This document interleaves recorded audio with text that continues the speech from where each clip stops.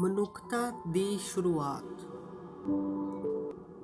ਇਹ ਆਕਾਸ਼ ਅਤੇ ਧਰਤੀ ਦਾ ਇਤਿਹਾਸ ਹੈ।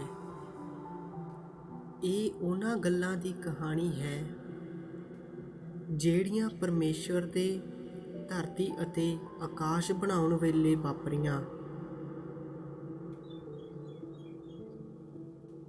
ਇਹ ਜ਼ਮੀਨ ਉੱਤੇ ਪੌਦੇ ਉੱਗਣ ਤੋਂ ਪਹਿਲਾਂ ਦੀ ਗੱਲ ਹੈ। ਖੇਤਾਂ ਵਿੱਚ ਕੁਝ ਵੀ ਨਹੀਂ ਉੱਗ ਰਿਹਾ ਸੀ। ਇਹ ਇਸ ਲਈ ਸੀ ਕਿਉਂਕਿ ਯਹੋਵਾ ਪਰਮੇਸ਼ਵਰ ਨੇ ਹਾਲੇ ਮੀਂਹ ਨਹੀਂ ਭੇਜਿਆ ਸੀ ਅਤੇ ਉੱਥੇ ਪੌਦਿਆਂ ਦੀ ਦੇਖਭਾਲ ਕਰਨ ਲਈ ਕੋਈ ਵੀ ਮਨੁੱਖ ਨਹੀਂ ਸੀ। ਇਸ ਦੀ ਜਗ੍ਹਾ ਧਰਤੀ ਵਿੱਚੋਂ ਇੱਕ ਧੁੰਦ ਆਈ ਅਤੇ ਜ਼ਮੀਨ ਨੂੰ ਗਿੱਲਾ ਕੀਤਾ। ਫਿਰ ਯਹੋਵਾ ਪਰਮੇਸ਼ਵਰ ਨੇ ਧਰਤੀ ਤੋਂ ਮਿੱਟੀ ਲਈ ਅਤੇ ਆਦਮ ਨੂੰ ਸਾਜਿਆ।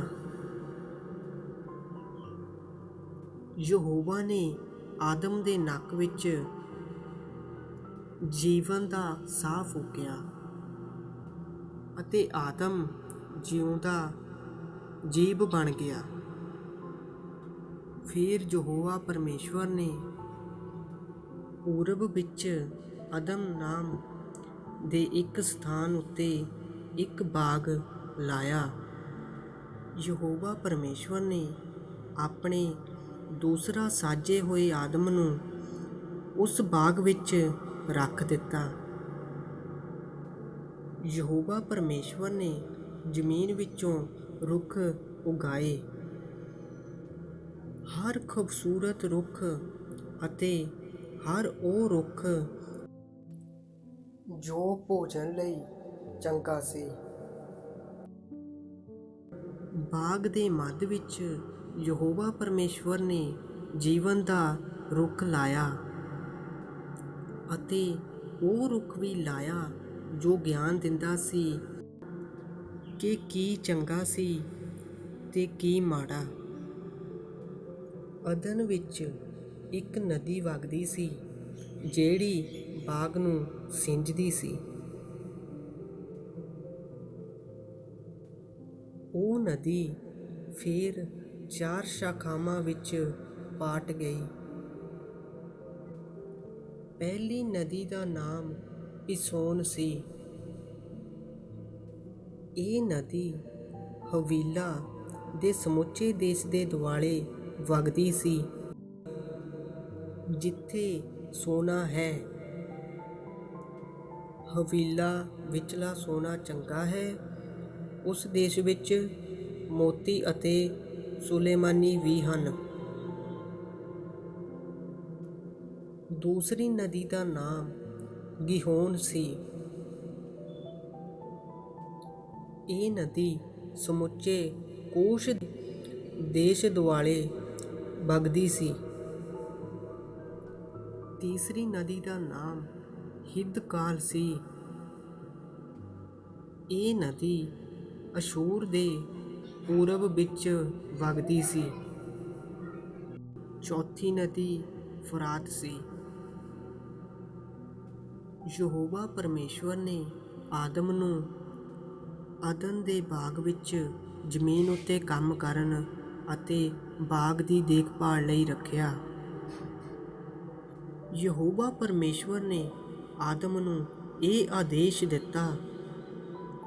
ਯਹੋਵਾ ਪਰਮੇਸ਼ਵਰ ਨੇ ਆਖਿਆ, ਤੂੰ ਬਾਗ ਵਿਚਲੇ ਹਰ ਰੁੱਖ ਦਾ ਫਲ ਖਾ ਸਕਦਾ ਹੈ, ਪਰ ਤੈਨੂੰ ਉਸ ਰੁੱਖ ਦਾ ਫਲ ਨਹੀਂ ਖਾਣਾ ਚਾਹੀਦਾ ਜਿਹੜਾ ਗਿਆਨ ਦਿੰਦਾ ਕਿ ਕੀ ਚੰਗਾ ਤੇ ਕੀ ਬੁਰਾ। ਜੇ ਤੂੰ ਉਸ ਰੁੱਖ ਦਾ ਫਲ ਖਾਵੇਂਗਾ ਤਾਂ ਤੂੰ ਮਰ ਜਾਵੇਗਾ। ਪਹਿਲੀ ਔਰਤ। ਫਿਰ ਯਹੋਵਾ ਪਰਮੇਸ਼ਵਰ ਨੇ ਆਖਿਆ, ਆਦਮ ਲਈ ਇਕੱਲਿਆਂ ਹੋਣਾ ਚੰਗੀ ਗੱਲ ਨਹੀਂ। ਮੈਂ ਉਸ ਲਈ ਇੱਕ ਸਹਾਇਕ ਸਾਜਾਂਗਾ ਜੋ ਉਸ ਵਰਗਾ ਹੋਵੇਗਾ। ਯਹੋਵਾ ਪਰਮੇਸ਼ਵਰ ਨੇ ਧਰਤੀ ਦੀ ਮਿੱਟੀ ਲਈ ਅਤੇ ਖੇਤਾਂ ਦੇ ਹਰ ਜਾਨਵਰ ਅਤੇ ਆਕਾਸ਼ ਦੇ ਹਰ ਪੰਛੀ ਦੀ ਸਾਜਨਾ ਕੀਤੀ। ਯਹੋਵਾ ਪਰਮੇਸ਼ਵਰ ਨੇ ਇਹ ਸਾਰੇ ਜਾਨਵਰ ਆਦਮੀ ਕੋਲ ਇਹ ਦੇਖਣ ਲਈ ਲਿਆਂਦੇ ਕਿ ਉਹ ਉਹਨਾਂ ਨੂੰ ਕੀ ਬੁਲਾਉਂਦਾ ਹੈ।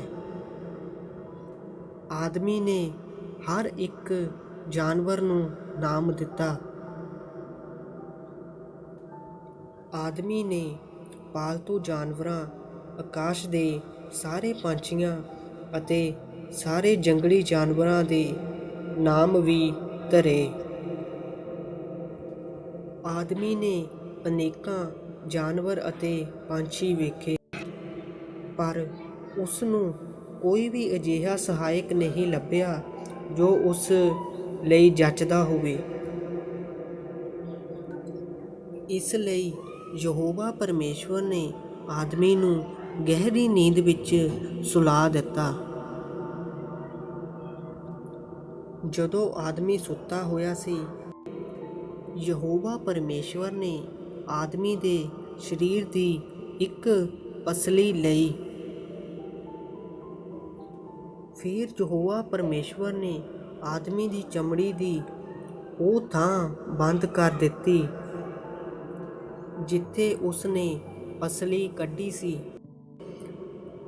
ਯਹੋਵਾ ਪਰਮੇਸ਼ਵਰ ਨੇ ਉਸ ਪਸਲੀ ਤੋਂ ਜੋ ਉਸ ਨੇ ਆਦਮੀ ਚੋਂ ਕੱਢੀ ਸੀ, ਇੱਕ ਔਰਤ ਸਾਜੀ।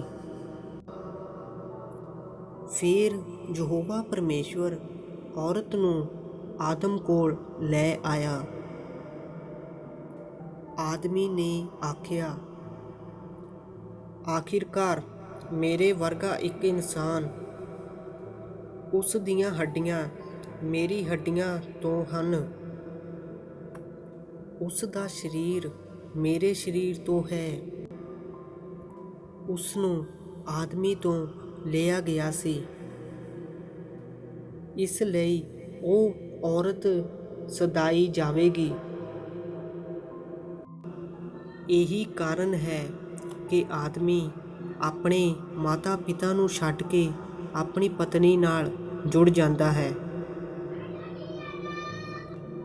ਇਸ ਤਰ੍ਹਾਂ ਦੋ ਜਣੇ ਇੱਕ ਬਣ ਜਾਂਦੇ ਹਨ।